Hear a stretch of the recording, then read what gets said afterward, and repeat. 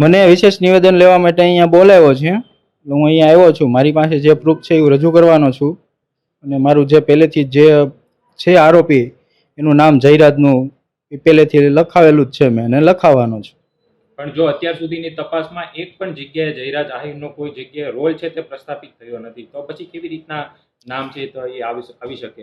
મારી પાસે પ્રૂફ છે ને એમના. પ્રૂફ શું હોઈ શકે તમારી પાસે? એ છે વિડીયો હોય છે, ઓડિયો છે, બીજા જીવતા માણસો છે.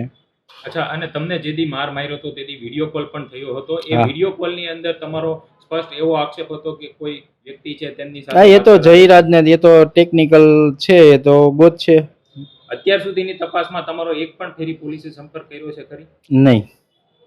આજે કેટલામો દિવસ છે તમારો એસઆઈટી એ સંપર્ક કર્યો બગદાણા પોલીસ? 21 દિવસ થયા છે. અચ્છા, જો તમારા સમાજના જે આગેવાનો છે, ધારાસભ્ય છે, તે આ બાબતે મુખ્યમંત્રીને પણ મળ્યા હતા, શું પોલીસ દ્વારા જે તપાસ કરાવવામાં આવી રહી છે, તપાસ કરી રહી છે, તે યોગ્ય છે કે નહીં?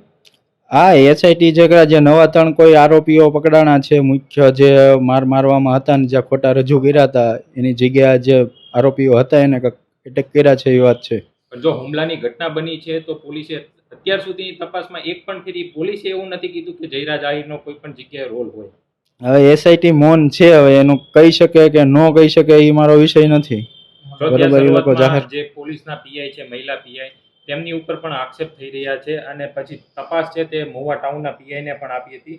તો પોલીસની ક્યાંક ને ક્યાંક જે ભૂમિકા છે તે શંકાના દાયરામાં હોય તેવું કહી શકાય? એ તો પેલા તપાસ કરવા વાળા હતા, એ તો છે જ ને.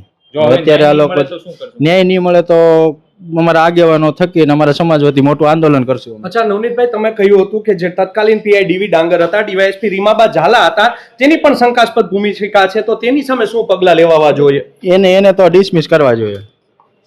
અચ્છા, એ મારી માંગણી છે.